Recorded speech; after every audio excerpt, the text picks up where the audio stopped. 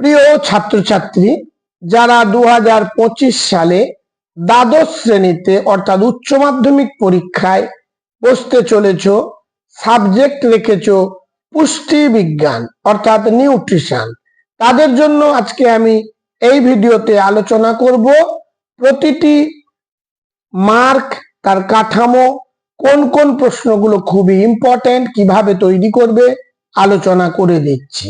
কারণ কমেন্ট করে জানিয়েছিলে নিউট্রিশন থেকে কিছু প্রশ্ন বলে দেবার জন্য, সেগুলোই আমি এখন আলোচনা করে দেব। এমসিকিউ থাকবে তোমাদের 1 মার্কের 21টা করতে হবে, এসএ কিউ তোমাদের 1 মার্কের 14টা করতে হবে, এলএ কিউ তোমাদের 7 মার্কের 5টি করতে হবে। এই হলো তোমাদের মোট 35, 14, 21, 70 নম্বরের প্রশ্ন। এই ভিডিওতে আমি এসএ কিউ যেগুলো তোমাদেরকে করতে হবে সেটা আলোচনা করে দিচ্ছি। এসএ কিউ তোমাদের করতে হবে যেগুলো, আচ্ছা এসএ কিউ 1 × 21 হয়ে গেছে, ওটা কিন্তু 1 × 14 হবে, তাহলে 14টা হবে, প্রিন্টিং মিস্টেক।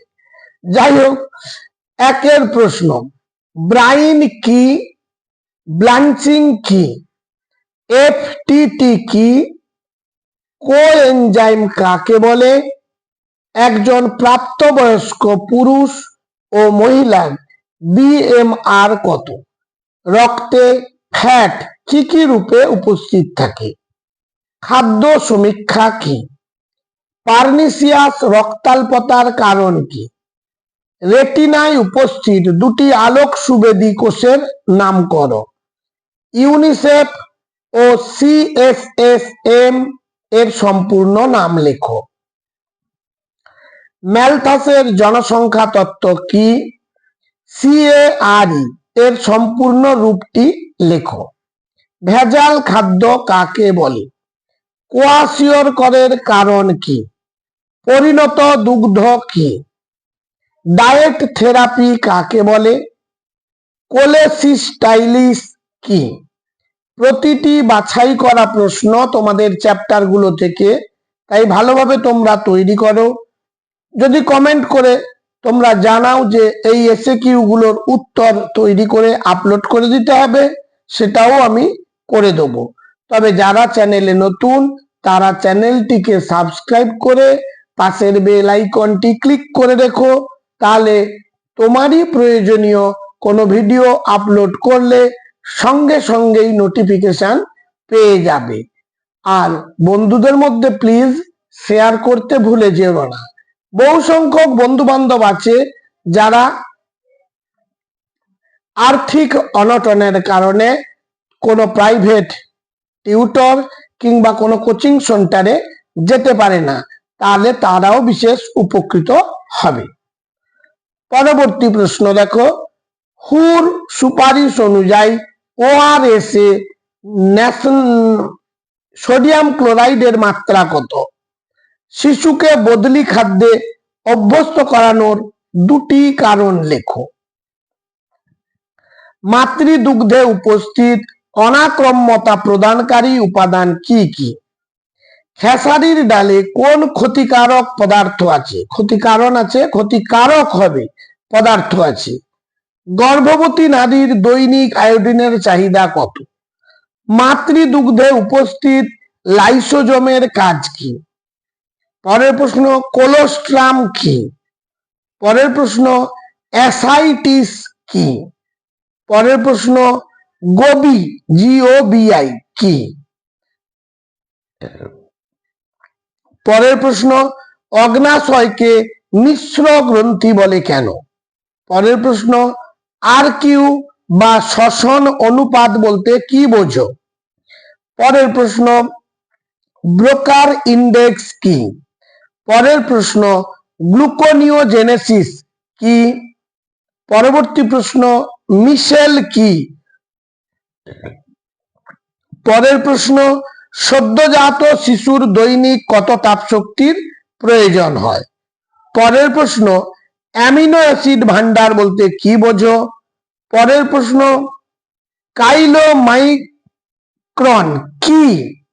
পরের প্রশ্ন, কোন হরমোন রক্তে শর্করার পরিমাণ বাড়ায়?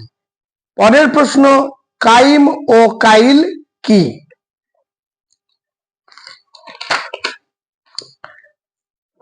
গ্লাইকোসুরিয়া কাকে বলে?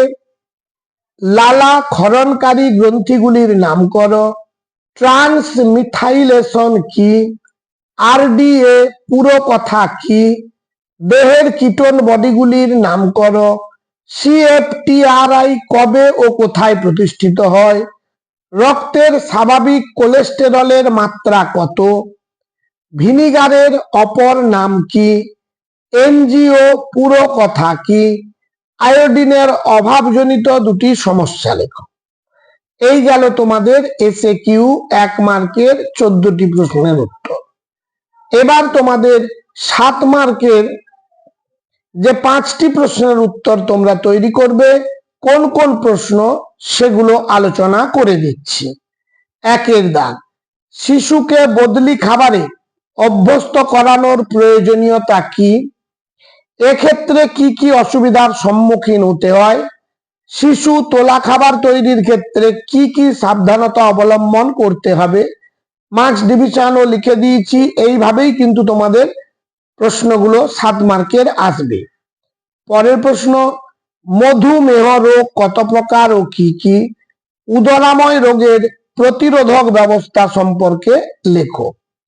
ফ্যাট শোষণের আধুনিক মতবাদ লেখো। যকৃৎকে জৈব রসায়নাগার বলার কারণ কি? ফ্যাট শোষণে পিত্ত লবণের গুরুত্ব আলোচনা করো।